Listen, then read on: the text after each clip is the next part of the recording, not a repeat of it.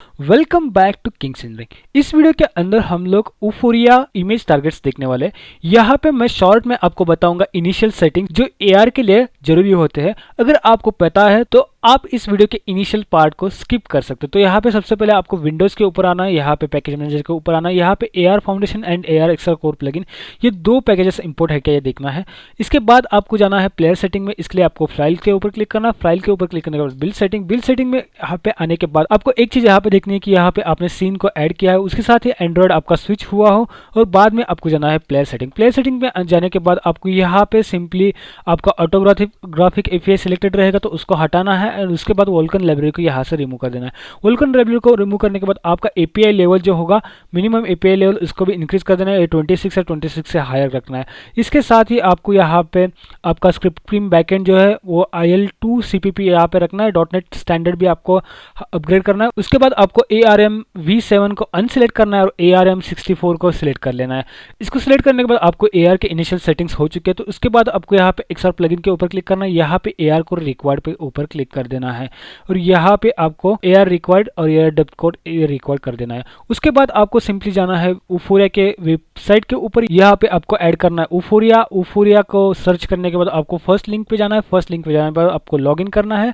Login करने के बाद यहाँ पे आपको डाउनलोड्स में आना है। डाउनलोड्स में आने के बाद आपको ये पैकेज डाउनलोड कर लेना है। मैंने लास्ट टाइम ही इस पैकेज को डाउनलोड कर लिया था, तो मेरे पास ये पैकेज यहाँ पे है, तो मैं इसको शो इन एक्सप्लोर करूंगा। शो इन एक्सप्लोर करने के बाद इस पैकेज को आपको सिर्फ यहाँ पे होल्ड करना है। होल्ड करने के बाद यूनिटी के अंदर लेके आना है, ड्रैग करके ड्रॉप करके कहीं पे भी आपको यहाँ पे इसको छोड़ देना है।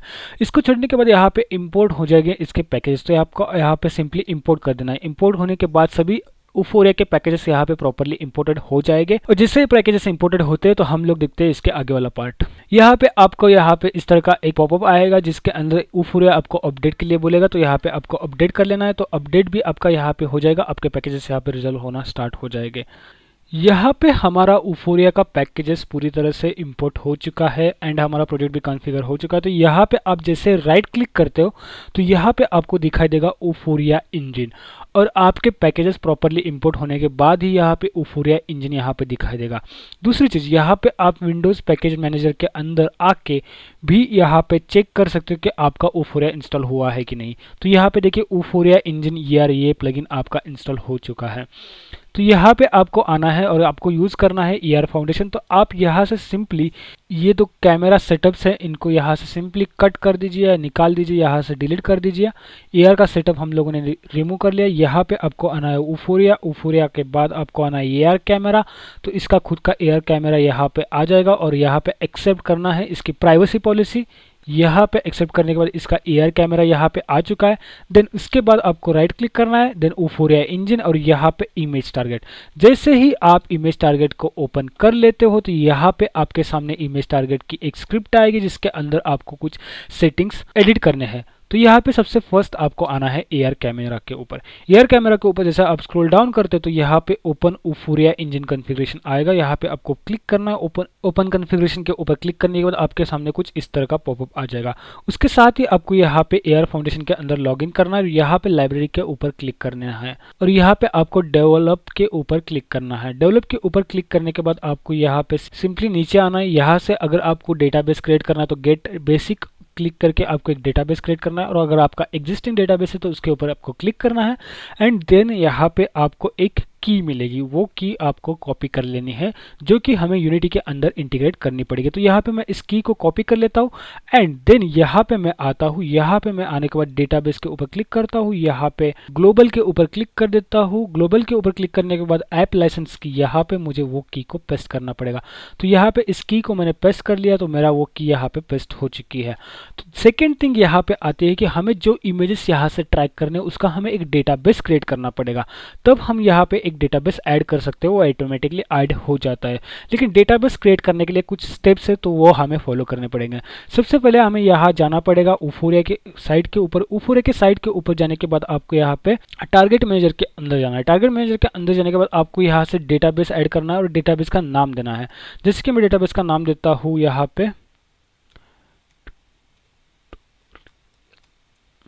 ट्यूटोरियल, एंड इसके बीच में कोई स्पेसिंग अलाउड नहीं है। ट्यूटोरियल में डेटा बेस नाम इसका दे देता हूँ, और इसको फिर मैं यहाँ पे डिवाइस रखूँगा, देन क्रिएट के ऊपर क्लिक करूँगा।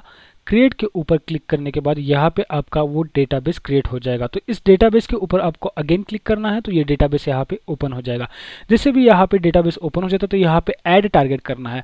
ऐड टारगेट में आपको यहाँ पे इमेजेस ऐड करने हैं। यहाँ पे हम लोग इमेज टारगेट्स ट्राई कर रहे हैं, तो यहाँ पे आपको ब्राउज करना है। ब्राउज करने के बाद जो इमेजेस आपको चाहिए वो इमेजेस यहाँ से आपको पिक करके वहाँ पे डालनी है।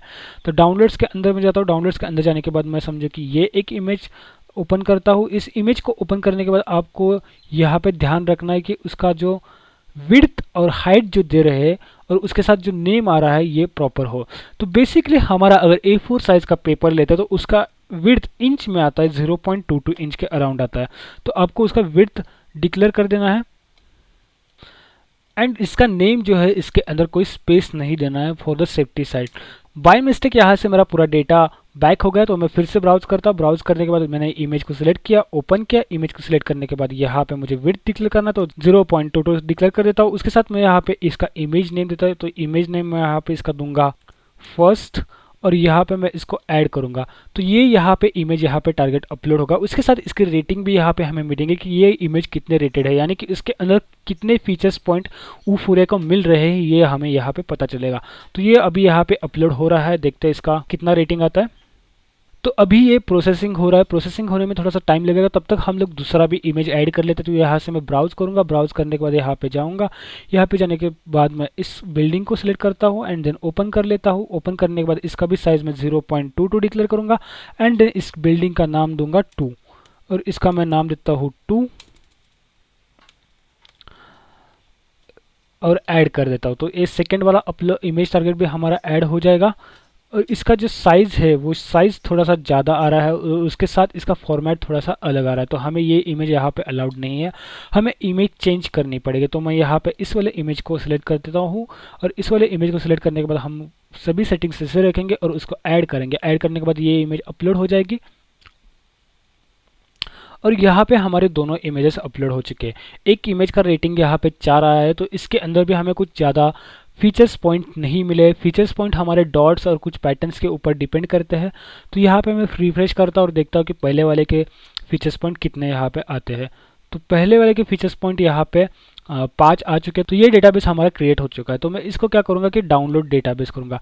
डाउनलोड करने के बाद आपको यहाँ पे यूनिटी एडिटर सेलेक्ट करना है, क्योंकि आप यूनिटी में काम कर रहे हो। तो यूनिटी एडिटर सेलेक्ट करने के बाद आपको डाउनलोड के ऊपर क्लिक करना है, तो डाउनलोड हो जाएगा यहाँ पे डेटाबेस। उस डेटाबेस को आपको ड्रैग एंड ड्रॉप करना है यूनिटी के अंदर। तो मैं इस डेटाबेस को यहाँ से होल्ड करता हूँ और यहाँ पे यूनिटी के अंदर आता हूँ और यहाँ पे ड्रैग कर देता हूँ। जिससे मैं डेटाबेस को ड्रैग करता हूँ, यहाँ पे इंपोर्ट के ऊपर क्लिक करना है। तो हम लोगों ने ऑलरेडी की, तो हम लोगों ने यहाँ पे इंप्लीमेंट कर दी। तो मैं इमेज टारगेट के ऊपर आता हूँ। फ्रॉम द इमेज की जगह पर मैं यहाँ पे फ्रॉम डेटाबेस कर लेता हूँ। डेटाबेस क्रिएट करने के बाद ट्यूटोरियल डेटाबेस जो हम लोगों ने क्रिएट किया था और उसके अंदर हमारा सेकेंड इमेज का बाय मिस्टेक हमारा रीनेम नहीं हुआ है, बट ठीक है। हमारा फर्स्ट इमेज यहाँ पे ऐड कर लेता हूँ। यहाँ पे आपको क्या करना है कि ऐड ऑक्लूजन और ऐड टारगेट रिप्रेजेंटेटर है, इतना करना है। ये 2 टारगेट रिप्रेजेंटेटर आपके इस इमेज के अंदर आ जाएंगे और आपको सीन में दिखाई देंगे। अभी आप इस ऑब्जेक्ट के ऊपर जो ऑब्जेक्ट रखोगे वही ऑब्जेक्ट इस इमेज के ऊपर यहाँ पे स्कैन होगा और ऑब्जेक्ट आपको यहाँ पे रखना है। फर्स्ट टारगेट रिप्रेजेंटेशन जो है यहाँ पे इसके ऊपर ऑक्लूजन ऑब्जेक्ट है, तो ऑक्लूजन ऑब्जेक्ट जो रहेगा उसके अंदर आपको उस ऑब्जेक्ट को रखना है। जैसे मैं यहाँ से प्रीफैब के अंदर से यहाँ पे 1 जो है उसको मैं ड्रैग करके यहाँ पे ड्रॉप कर देता हूँ। तो जब ये इमेज स्कैन होगी तो उसके ऊपर ये ऑब्जेक्ट इस तरह से यहाँ पे ऑगमेंट हो जाएगा और सेकेंड ऑब्जेक्ट हमें ऐसे ही सीन में रखना है। इसको हम रिमूव भी कर सकते हैं, लेकिन अभी के लिए रिमूव नहीं करेंगे। और उसके साथ मैं अभी क्या करता हूँ कि ये तो हो गया एक सिंगल इमेज टारगेट। इसके साथ मैं और एक इमेज यहाँ पे लेता हूँ, इमेज टारगेट सेकेंड, और इस इमेज टारगेट के अंदर भी मैं क्या करूँगा कि सेम प्रोसेस करूँगा। यहाँ पे मैं आऊँगा फ्रॉम डेटाबेस और यहाँ पे मैं फर्स्ट वाला सिलेक्ट करूँगा, जो फर्स्ट हमारा इमेज था वो वाला सिलेक्ट करूँगा। और उसके बाद मैं क्या करूँगा, फर्स्ट डेटाबेस को मैं हाइड कर लेता हूँ तो हमें समझ में आएगा। तो यहाँ पे मैं add occlusion object and add target representation add कर लेता हूँ। तो यहाँ पे हमारा फर्स्ट वाला जो ऑक्लूजन ऑब्जेक्ट है, इस ऑब्जेक्ट के अंदर मैं क्या करूँगा कि ये 2 वाला जो क्यूब है मेरा सिंपल वाला, मैं इसको ड्रॉप कर लेता हूँ। तो ये क्यूब इस तरह से यहाँ पे ऑगमेंट हो जाएगा और इस क्यूब का आप पोजीशन भी चेंज कर सकते हो। आपको चाहिए इमेज के ऊपर थोड़ा सा तो इमेज के ऊपर रख सकते हो, इमेज के एकदम टच चाहिए तो टच भी रख सकते हो। तो इस क्यूब को मैं थोड़ा सा ऊपर रखता तो हम टेस्टिंग में इसको देख सकते हैं। इतना होने के बाद आपको Ctrl+S कर लेना है। Ctrl+S करने के बाद दोनों भी ऑब्जेक्ट्स यहाँ पे हाइड है जो कि हमें शो करने हैं। शो करने के बाद आपको क्या करना है कि यहाँ पे AR के सेटिंग्स के ऊपर आना है, यहाँ पे ओपन ऊफोरिया कॉन्फ़िगरेशन में आना है, यहाँ पे डिवाइस ट्रैकिंग के अंदर आपका device track device position enable है क्या नहीं वो एक बार चेक करना है। उसके साथ ही यहाँ पे आपको AR ऑप्शनल जो है उसको आपको रिक्वायर्ड कर लेना है एंड फिर आपको इसको कंट्रोल S से सेव कर लेना है। और ऊफोरिया का हमें और एक बेनिफिट मिलता है कि अगर हम इसको प्ले करते हैं हमारे सिस्टम के अंदर तो हमारे सिस्टम का कैमरा ऑन हो जाएगा, तो हम टेस्टिंग सिस्टम के साथ भी कर सकते हैं, हमें हर बार डिप्लॉय करने की ज़रूरत नहीं पड़ती। तो यहाँ पे देखिए यहाँ पे मेरा कैमरा ऑन हो चुका है, तो हम इसको फ़ोन के अंदर डिप्लॉय करके टेस्ट करते हैं कि ये प्रॉपर चलता है कि नहीं। तो यहाँ पे आपको डिप्लॉय करने के लिए सिंपली यहाँ पे बिल्ड सेटिंग के ऊपर आना है। बिल्ड सेटिंग के ऊपर आने के बाद आपको बिल्ड एंड रन के ऊपर क्लिक करना है एंड यहाँ पे सेव के ऊपर क्लिक करना है। और जैसे एप्लीकेशन डीबग होके फ़ोन में डिप्लॉय हो जाता है तो हम देखते हैं कि हमारा आउटपुट प्रॉपर आ रहा है कि नहीं। तो यहाँ पे मेरा यूनिटी प्रोजेक्ट स्टार्ट हो चुका है। हम लोग क्या करेंगे कि यहाँ पे लैपटॉप के अंदर 2 इमेजेस ओपन करके रखेंगे जो हम लोगों ने टारगेट के अंदर लिए थे। तो यहाँ पे मैंने इमेज ओपन करके रखा है, तो इसके ऊपर एकदम प्रॉपरली मॉडल ऑगमेंट हो रहा है और मैं इसको टिल्ट करके देख भी सकता हूँ चारों साइड से। यहाँ पे एकदम स्टेबल ऑगमेंटेशन हमें मिल रहा है।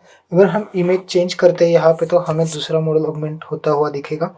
मैं यहाँ से सेकेंड इमेज ओपन करता हूँ, तो यहाँ पे सेकेंड इमेज ओपन करने के बाद सेकेंड इमेज के ऊपर हम लोगों ने क्यूब रखा था जो यहाँ पे ऑगमेंटेड है और उसका हाइट हम लोगों ने कुछ समथिंग रखा था, तो वो इमेज के ऊपर ही ऑगमेंट हो रहा है। ये बहुत ही अच्छी तरह से ऑगमेंट हो रहा है। तो ऑगमेंटेड रियलिटी के लिए ऊफोरिया इमेज टारगेट हम लोग इस तरह से यूज़ कर सकते हैं। तो इस वीडियो में इतना ही था, मिलते हैं अगले वीडियो में।